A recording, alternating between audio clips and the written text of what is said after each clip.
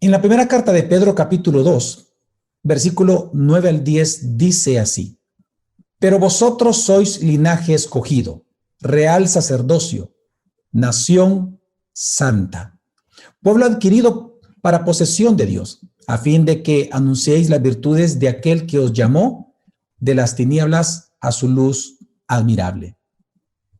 Pues vosotros en otro tiempo no erais pueblo, pero ahora sois el pueblo de Dios. No habíais recibido misericordia, pero ahora habéis recibido misericordia.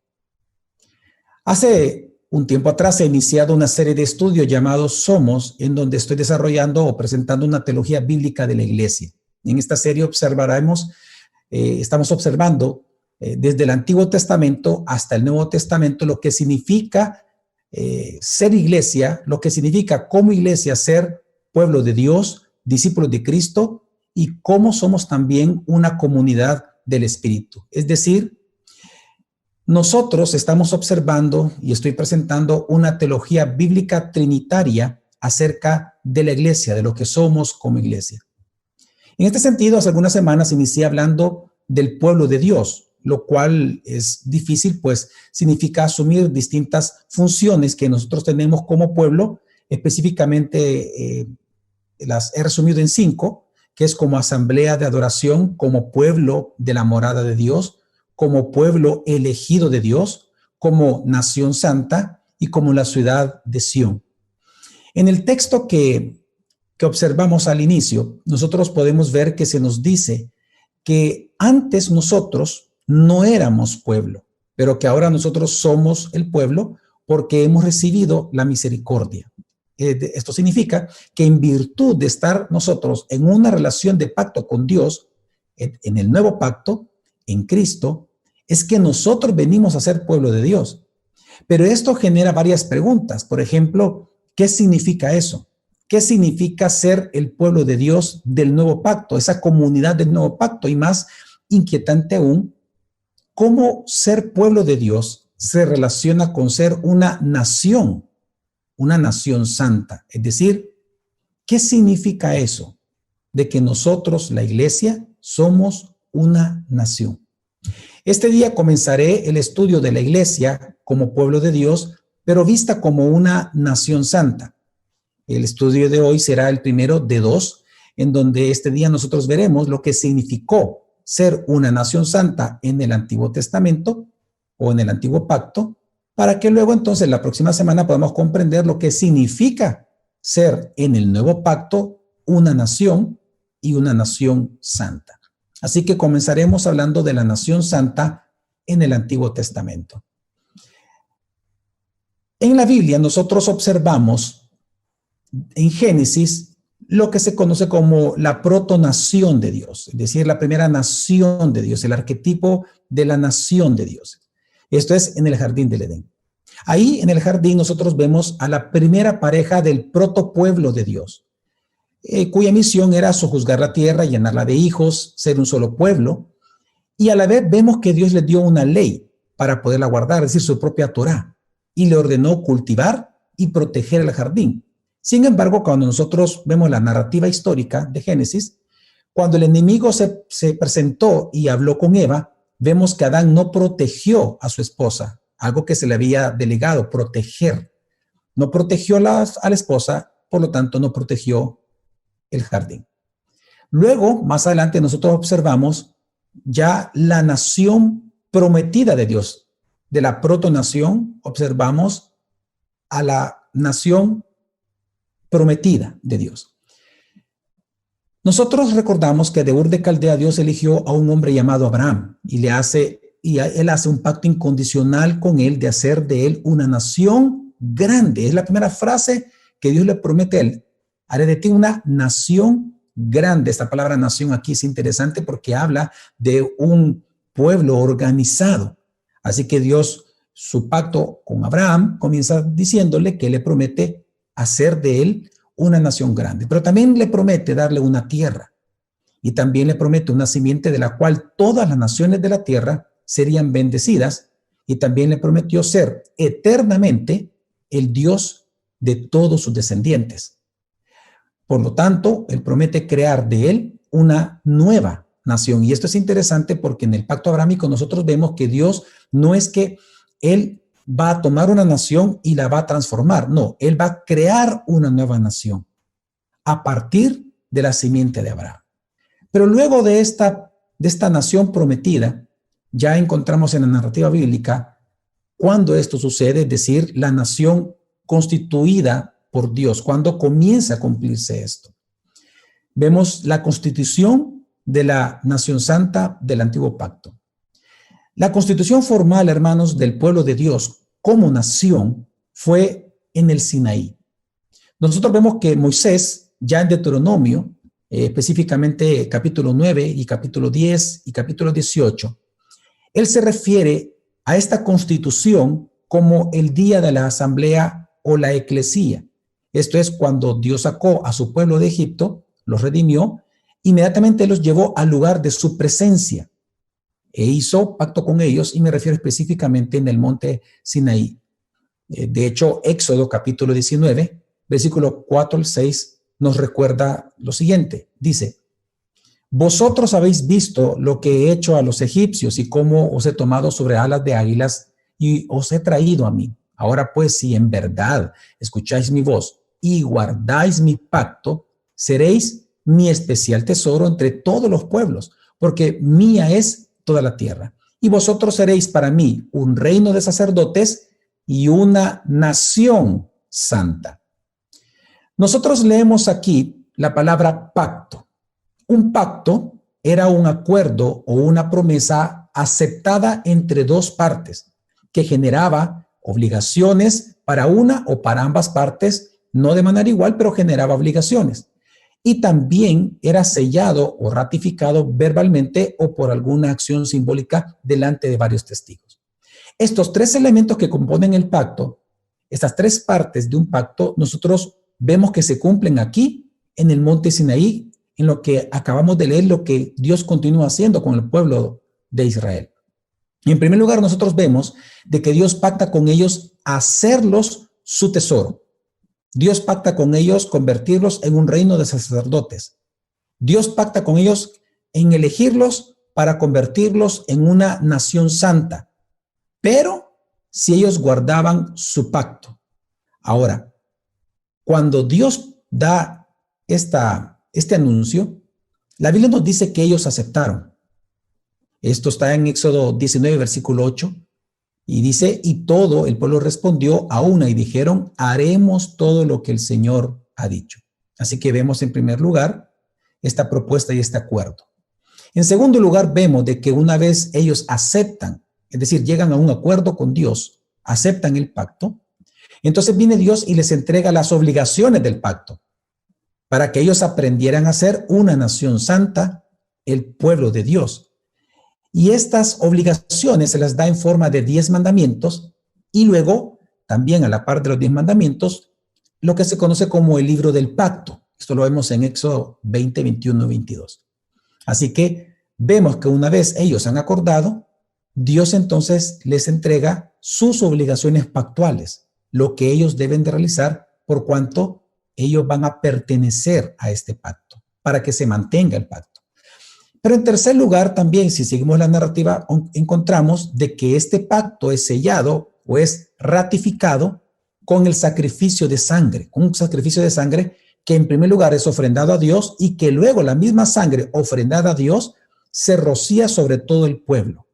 Luego de esto vemos que también, con mucho simbolismo, ellos comieron, y dice la Escritura, bebieron solemnemente delante de Dios, algunos ancianos del pueblo, junto con Moisés, delante de Dios. A partir de este momento, ya viendo los tres elementos que se cumplen en el monte Sinaí de un pacto, a partir de este momento, Israel se convierte en una nación santa, tal como se los prometió Dios incluso antes de liberarlos, antes de que incluso empezaran las plagas. Dios ya les había dicho a través de Moisés en Éxodo capítulo 6, del 6 al 7, te redimiré, te tomaré como mi pueblo y seré tu Dios. De hecho, esta frase, tú serás mi pueblo y yo seré tu Dios, se convierte en la fórmula pactual a partir del monte Sinaí y lo vemos nosotros muchísimo en toda la Escritura. Esta frase, ustedes serán mi pueblo y yo seré su Dios, que es la fórmula actual. Ahora, ¿por qué entonces se le llama a Israel a partir de este momento? ¿Por qué Dios le llama una nación santa? Esto es principalmente por dos razones. En primer lugar, porque en virtud del pacto con Dios, ellos ahora le pertenecen a Dios. Ellos son su propiedad. Ellos ahora han sido escogidos para adorarle y para glorificarlo delante de las demás naciones de la tierra. Así que en virtud de este pacto, ellos se convierten en propiedad, tienen la misión de adorar a Dios, de glorificarlo. Por lo tanto, ellos se convierten en una nación santa, en una nación escogida, en una nación distinta, en una nación única, el especial tesoro. De ahí viene la palabra santo. Sin embargo, en segundo lugar, también se les llama una nación santa porque en virtud de estar unidos por pacto con Dios, ellos ahora también están unidos entre sí como un solo pueblo. Ahora son hermanos. Resulta que ahora son hermanos, una sola familia y obligados por el pacto mismo con Dios, obligados a amarse, reflejando así en su comportamiento mutuo el carácter de Dios y no el carácter de las demás naciones. Y esto es por medio ya específicamente de su obediencia al pacto y al libro del pacto, al libro de los códices que Dios entregó. Porque recordemos que nosotros vemos que en estos libros Dios comienza a organizarlos sobre cómo ellos tienen que tratarse entre ellos. Porque algo que deja claro la Escritura es que ellos son nación santa, en primer lugar porque tienen una relación pactual con Dios, pero su relación pactual con Dios en vertical es lo que genera una relación pactual entre ellos en horizontal como hermanos. Así que esto que estamos hablando es lo que quedó simbolizado en la sangre que selló el pacto. Por eso mencioné el sacrificio que hubo como sangre, porque compartir la misma sangre significaba compartir la misma vida, pertenecer a la misma familia. Por eso es que Moisés, en primer lugar, tomó la sangre y la derramó primero en el altar que representa a Dios y luego la roció sobre el pueblo. Es decir, a partir de ese momento todos estaban unidos como una gran familia porque tenían la misma sangre derramada sobre ellos. Esto es igual con el símbolo de la comida y la bebida, que en el mundo antiguo era una expresión de ser parte de una misma familia y que compartían una misma vida. Entonces, ambos elementos, es decir, la sangre y la comida, representan entonces la vida de paz que ahora ellos debían tener entre ellos, porque así como ahora ellos se encontraban en paz con Dios, ellos debían de mantener y vivir en paz entre ellos. Así como ahora ellos tenían esa relación de paz con Dios, ellos debían de ser santos en su manera de vivir, como el Dios que los había redimido también es santo. Así que nosotros vemos que primero, por eso es que Dios los trajo hacia Él mismo, así dice en el pacto, los he atraído hacia mí mismo. Él los atrajo hacia Él mismo. Y en ese momento los reclamó como hijos, para que entonces ya luego entre ellos fueran como hermanos, hijos de un solo Dios. Así por tanto, la relación de pacto con Dios es lo que les obligó a ellos y los obligaba a vivir en paz como hermanos, amándose unos a otros, perdonándose, sin dañarse, sin engañarse, abusar, entre ellos mentir o robar. De hecho, si nosotros nos damos cuenta, hermanos, la primera mitad de los 10 mandamientos son mandamientos para, en primer lugar, relacionarse correctamente con Dios, de cómo amarlo a Dios. Pero la otra parte de los mandamientos, la segunda mitad, son para aprender a relacionarse entre ellos como hermanos, en cómo ellos deben de amarse entre ellos, porque ahora son un pueblo, son hermanos de un mismo Padre. Así que esto nos dice muchísimo. Nos demuestra que el vínculo de amor que los unía con Dios y entre ellos siempre debía ser el pacto del Sinaí. Lo que vemos entonces es que como nación, todos los miembros de la comunidad del pacto, es decir, de esta nación santa, esta comunidad del pacto, ellos están obligados a varias cosas. En primer lugar, podemos resumir a amar a Dios con todo su corazón y con toda su alma, pero también en segundo lugar, a amar a su prójimo como a sí mismo. Y a esto quedó establecido en la ley de Dios, específicamente en Levítico capítulo 19, versículo 18. que porque estaban en pacto con Dios tenían que amarlo a Él, pero porque estaban en pacto con Dios, también estaban en pacto entre ellos por el mismo pacto con Dios, a amarse mutuamente, a no engañarse ni dañarse. Y así entonces queda de manera ya muy explícita que el fundamento del pacto sinaítico, el fundamento de la ley de Moisés, es entonces, en primer lugar, el amor de Dios por ellos, porque los redimió, el amor de ellos por Dios, por haber sido redimidos por Dios, y el amor entre ellos como hermanos, porque están rociados con la misma sangre de un mismo pacto. Por eso, hermanos, es que a la ley entera se le puede resumir así, se le resume por el amor. Por esto es que ninguno tenía el derecho realmente de esclavizar a sus hermanos. Recordemos parte de las leyes. Era prohibido para ellos esclavizar a sus hermanos.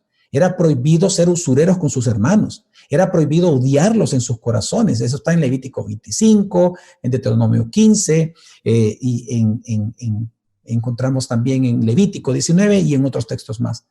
Y todo esto estaba prohibido, es decir, engañar al hermano, tratarlo mal, robarle, etcétera, porque el motivo de este respeto y amor entre ellos era el gozo de compartir juntos el mismo poder redentor y el amor de un mismo Dios.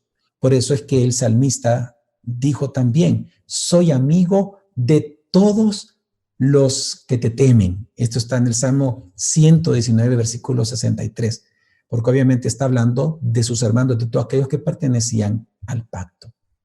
Ahora, adicionalmente a esto, hay tres aspectos más que considero que como nación debemos ver que ellos debían de practicar. Nosotros tenemos que estar conscientes que hay otras tres aspectos más que ellos deben de practicar como una nación santa.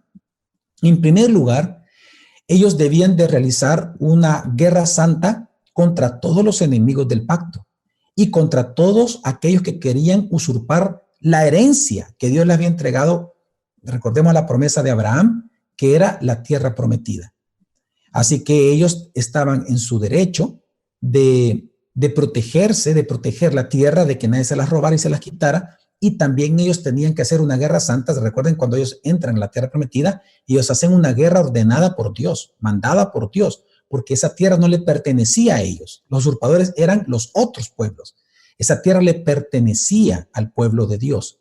Ahora ellos entran como una nación santa y por lo tanto llevan a cabo una guerra santa con la espada.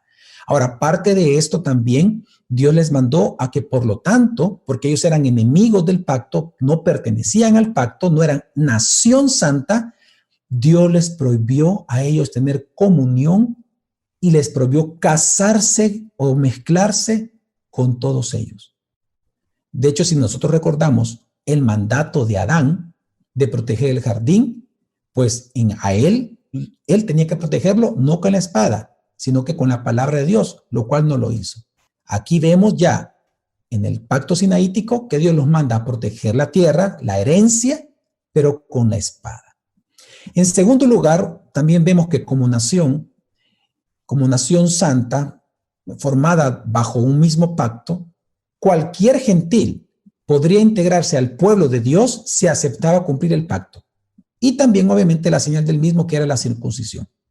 Pero también, en tercer lugar, ellos debían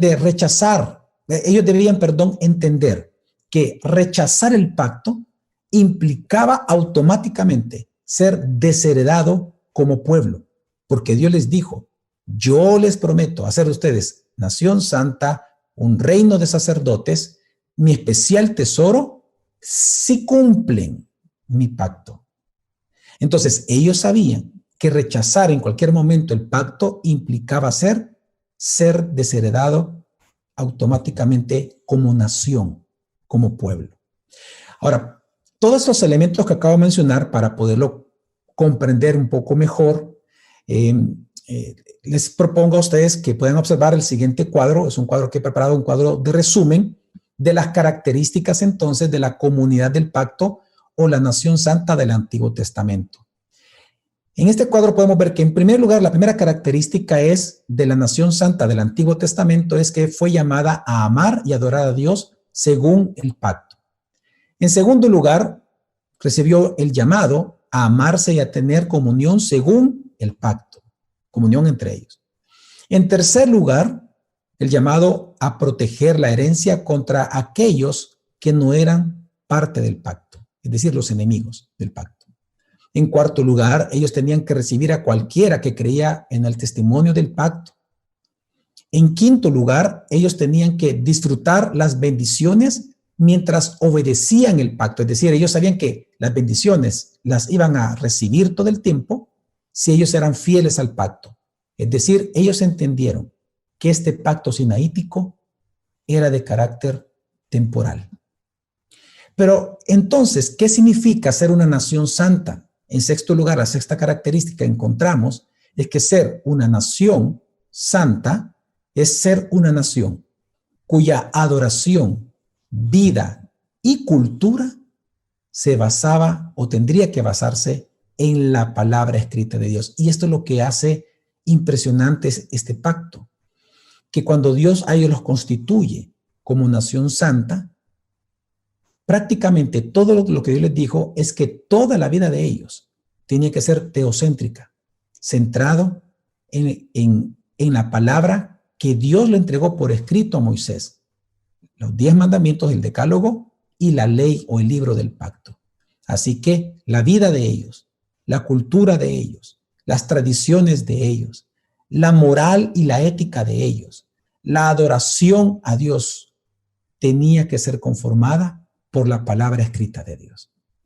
Ahora, cuando nosotros observamos y continúa la narrativa en esta historia redentiva de la Escritura, vemos que a pesar de la belleza de este pacto, hermanos, este pueblo de Dios falló. Ellos no fueron una nación santa. En primer lugar, nosotros vemos que ellos fallaron en adorar a Dios según el pacto. Inmediatamente, solo 40 días después del pacto, ellos comenzaron a adorar el becerro de oro que ellos mismos habían construido. Vemos en la época de los jueces una constante y cíclica idolatría que ellos mantenían por mezclarse con otros pueblos. Y también lo vemos en la época de los reyes. Vemos en todo este tiempo que estoy mencionando, que duró más de 1000 años, vemos que ellos automáticamente se mezclaban con otras personas, entraban en una relación idolátrica con sus dioses. En segundo lugar, ellos como nación santa también fallaron en el segundo gran punto, en amar al prójimo. Porque si algo nosotros vemos en la Escritura es que ellos practicaron muchísima injusticia entre ellos, se robaban, había muchísima corrupción más que todo de la parte de la clase noble. Había muchas mentiras entre ellos, engaños, habían asesinatos.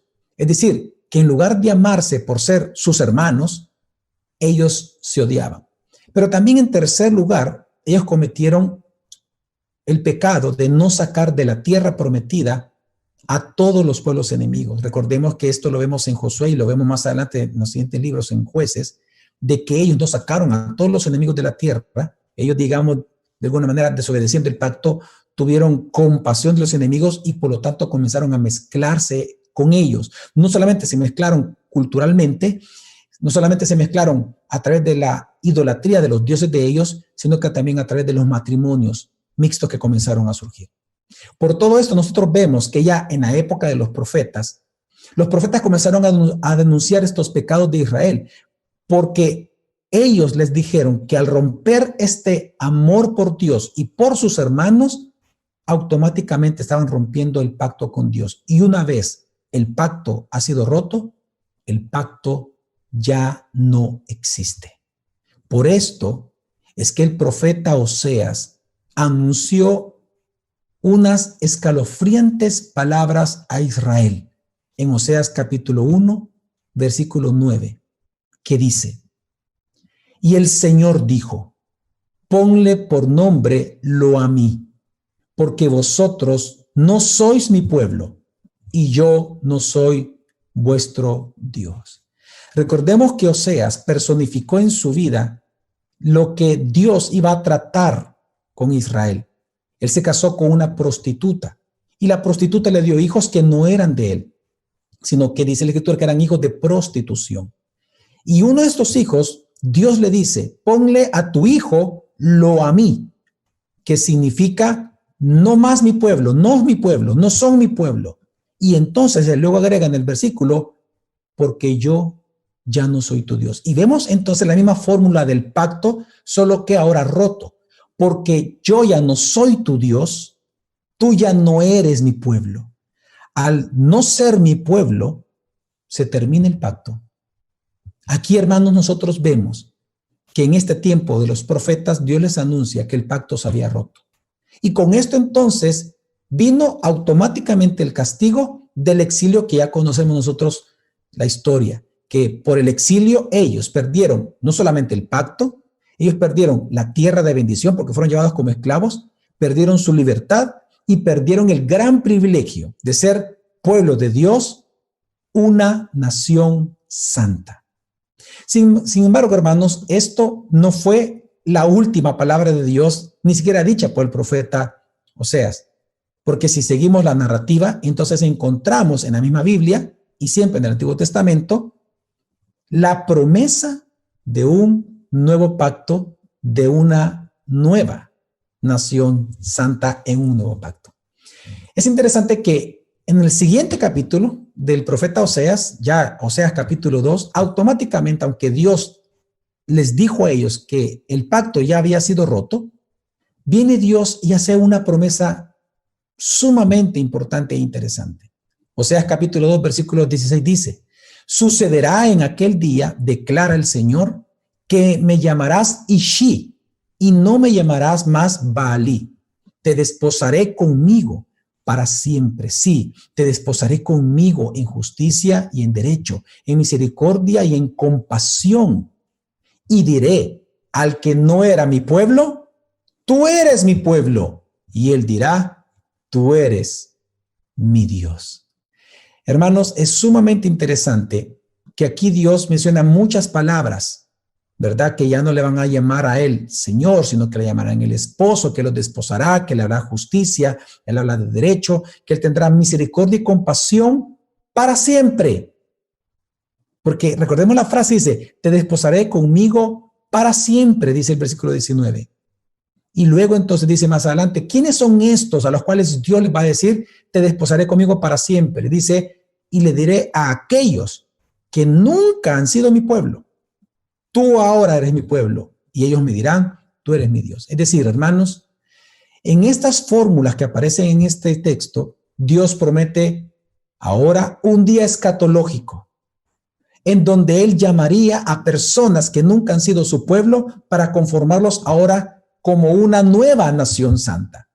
Jeremías llama a ese evento el nuevo pacto. Y vamos a leerlo, que es impresionante, importante para nosotros comprenderlo. Jeremías 31, versículo 31 en adelante dice, he aquí, vienen días, declara el Señor, en que haré con la casa de Israel y con la casa de Judá un nuevo pacto. Pondré mi ley dentro de ellos y sobre sus corazones la escribiré y yo seré su Dios y ellos serán mi pueblo. Haré con ellos un pacto eterno por el que no me apartaré de ellos para hacerles bien e infundiré mi temor en sus corazones para que no se aparten de mí. Hermanos, este nuevo pacto, como lo estamos leyendo, ahora se le llama nuevo porque tiene varias características sumamente importantes que son distintas al pacto mosaico. Porque nosotros vemos que sí hay continuidad en algunas cosas. En primer lugar, Dios dice que a estas personas a las cuales Dios los iba a elegir para un nuevo pacto, para formar parte del nuevo pacto, les llama casa de Jacob, casa de Israel y casa de Judá. Es decir, que Dios siempre les llamaría Israel, su pueblo, su nación santa, su reino de sacerdotes. Hay continuidad en varias cosas dentro del pacto, pero también hay discontinuidad, cosas distintas. Así que, a manera de resumen, varias características de este nuevo pacto son los siguientes. En primer lugar, dice que la ley de Dios va a estar escrita ahora en sus corazones. A diferencia de la ley escrita en piedra de la ley del pacto sinaítico, el nuevo pacto, Dios tomaría su ley y lo pondría en el corazón de estos creyentes, de estos que vendrían a formar parte de su nuevo pacto. Ahora, algo bien importante aquí, vemos continuidad y vemos discontinuidad. Vemos continuidad en el sentido de que Dios no dice que Él va a dar una nueva ley. Ojo, no dice eso. Dice, pondré mi ley, la ley que ella di. Claro, porque es una ley moral, una ley que nos dice cómo adorar a Dios y cómo amarnos entre nosotros. Pondré mi ley, la misma ley, pondré mi ley en sus corazones. Pero ahí viene la discontinuidad. Ya no va a estar escrito en piedra, sino que ahora Dios asegurándose que nuestra obediencia la pondrá en nuestros corazones. Pero en segundo lugar, en este nuevo pacto también Dios promete que conocerán las personas personalmente a Dios. Lo leímos, ¿verdad? Ellos tendrán una relación personal con Él. Y eso también se encuentra en Ezequiel, capítulo 36, versículo 27. Pero en tercer lugar, una tercera característica del nuevo pacto es que los pecados serían perdonados para siempre. Jeremías 31, 34 lo dice, Ezequiel 36, etc. También, en cuarto lugar, ellos serían este pacto sería un pacto eterno. No sería un pacto temporal como el de Sinaí. Es que recordemos que el de Sinaí era temporal porque era mientras ellos cumplían las obligaciones del pacto. Pero en este pacto es un pacto eterno. Él mismo lo dice, que es un pacto donde Él se va a asegurar no descansar de hacernos bien. No descansar de hacer bien.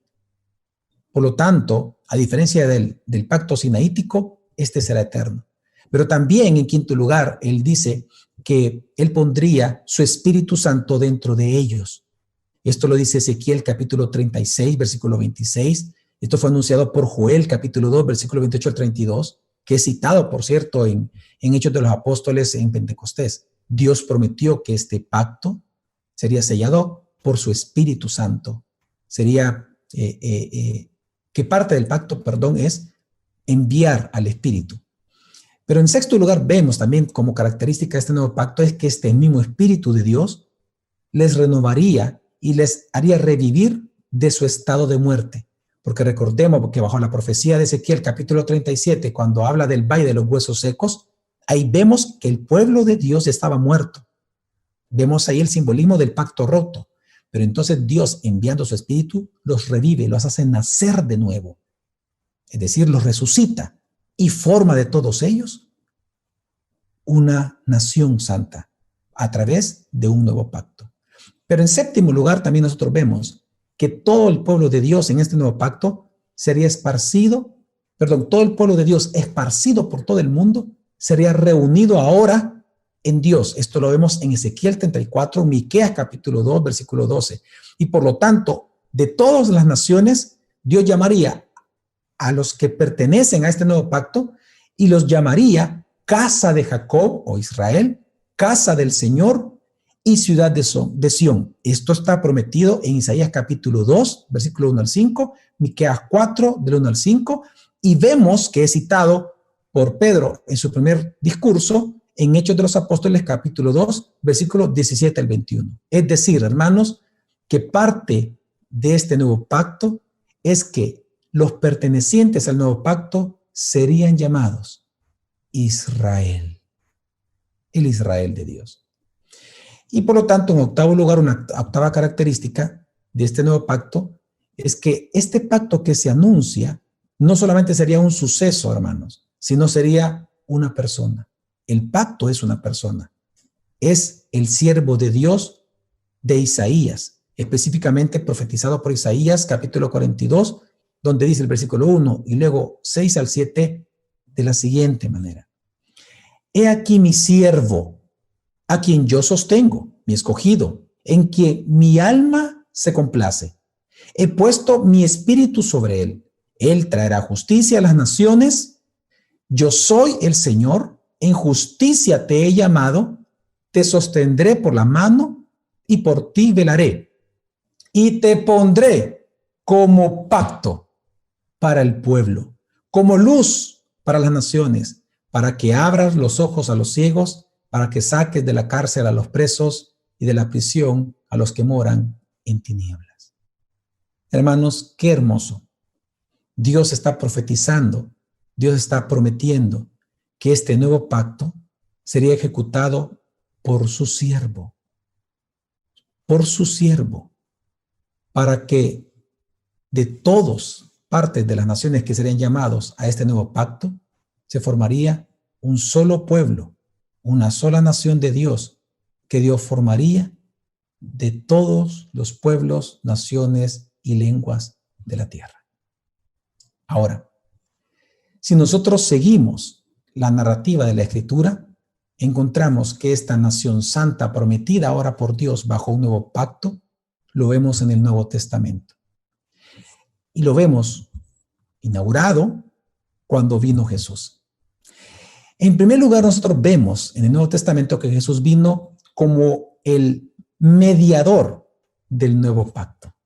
En Hebreos capítulo 8, versículos 6 al 8, se nos dice así: pero ahora Él, es decir, Dios, hablando de Jesús, pero ahora Él ha obtenido un ministerio tanto mejor, por cuanto es también el mediador de un mejor pacto, establecido sobre mejores promesas.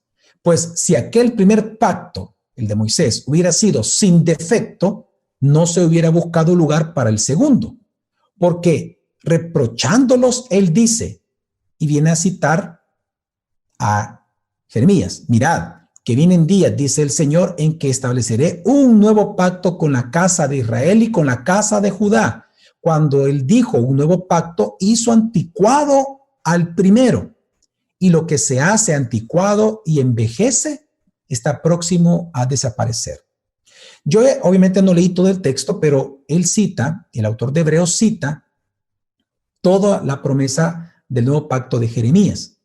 Es decir, lo que está haciendo el autor de Hebreos es explicar que Jesucristo es mediador de un mejor pacto. Ahora, recordemos que un mediador se refiere a alguien que intermedia entre dos partes que pudieran estar enemistadas. Por ejemplo, Moisés fue el que intermedió, ¿se recuerdan ustedes? Subiendo y bajando del monte, hablando con Dios, transmitiéndose a ellos. Ellos le respondieron, él les llevó la respuesta a Dios y así sucesivamente. Moisés estuvo subiendo y bajando del monte, hablando con el pueblo, hablando con Dios. Hicieron el pacto y por lo tanto luego él les lleva al pueblo la ley de Dios. Pero resulta que ahora Jesús es mejor mediador que Moisés, porque él es el intermediario ahora mediante su propia sangre, mediante la propia sangre de Jesús, sangre del nuevo pacto, para reconciliarnos ahora a nosotros con Dios. A diferencia del pacto de Moisés, por lo tanto, que era temporal, destinado a envejecer y llegar a ser anticuado, para lo cual iba a desaparecer, resulta que el nuevo pacto en Jesucristo es eterno. Es lo que está diciendo el autor de Hebreos. Y esto nosotros vemos que los evangelios dan testimonio de esta mediación de Jesucristo, de un pacto o del nuevo pacto que es eterno. Por ejemplo, el evangelista Mateo anuncia que Jesús es el siervo de Isaías, el que leímos.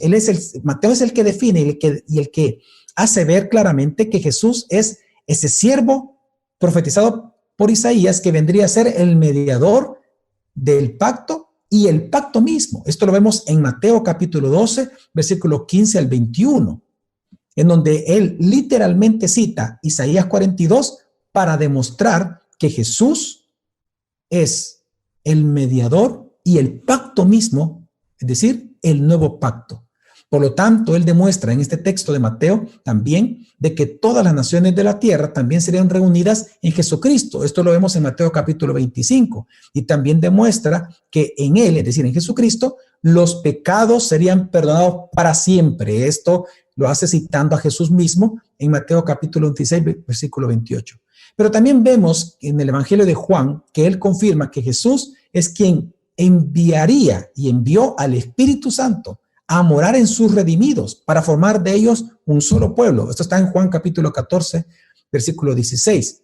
También Juan anuncia que Jesucristo es la luz de las naciones, aquello prometido por Isaías. Eso está en Juan capítulo 8 y Juan capítulo 12. Es decir, hermanos, todos los elementos del nuevo pacto se cumplen en Jesucristo.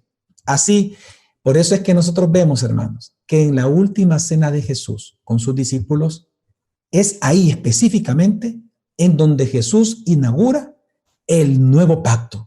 Recordemos las palabras de Jesús en Mateo 26, 28. Él dice, esto es mi sangre del nuevo pacto, que es derramada por muchos para el perdón de los pecados.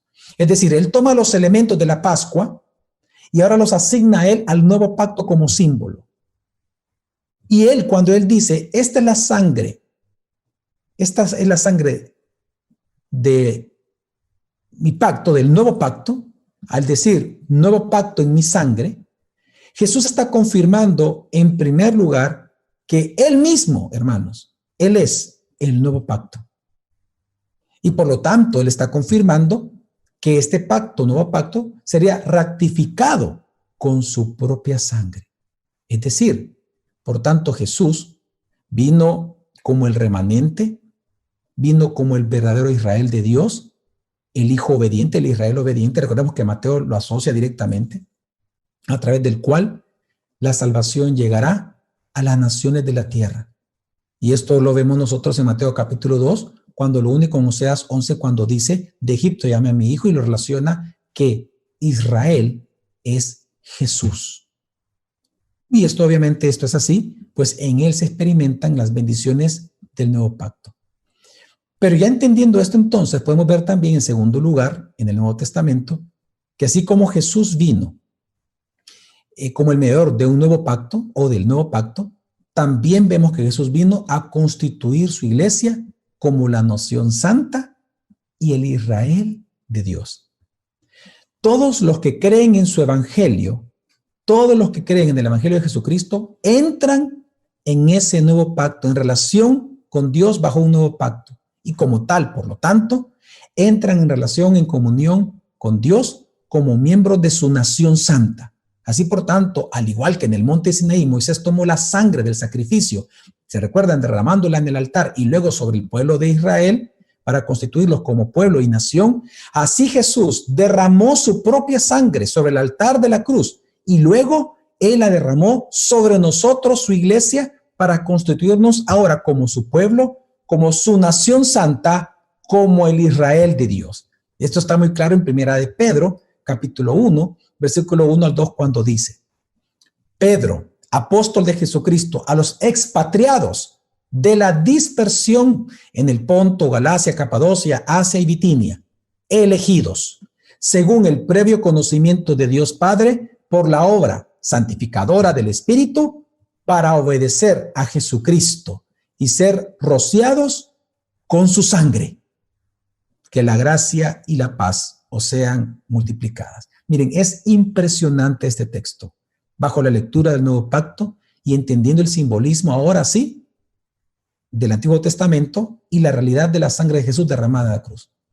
Hermanos, en este texto podemos ver que en primer lugar, todos los cristianos, la iglesia de Jesucristo, hemos sido rociados con la sangre de Jesús. Es decir, hemos sido sellados en el nuevo pacto por medio de su sangre. Y por lo tanto, ahora nosotros, la iglesia, somos el pueblo de Dios, la nación santa, la familia de Dios. Usted y yo somos hermanos, unidos por el pacto, unidos, rociados con la misma sangre. Ya no hay escita, ya no hay griego, ya no hay esclavo, ya no hay libre, somos hermanos. Y nosotros, en virtud de que estamos unidos en el pacto con Dios, Él ahora es nuestro Padre y nosotros somos hermanos. Pero en segundo lugar, también algo que nos dice este texto, bien importante, referente a la iglesia, es que nosotros, como pueblo de Dios, ahí mismo se nos llama el Israel. Pues se nos llama a nosotros, ahí se nos indica, somos señalados como Israel, pues se nos llama directamente dispersión. Es decir, una palabra que se usa exclusivamente para hablar de los israelitas esparcidos por todo el mundo. Es decir, a nosotros se nos dice que en virtud de entrar en un nuevo pacto con Dios, aquel nuevo pacto profetizado por Isaías, por Jeremías, por Ezequiel y con todos sus elementos en otros también profetas, por Oseas, claramente nosotros, los incorporados en el nuevo pacto, somos el Israel de Dios.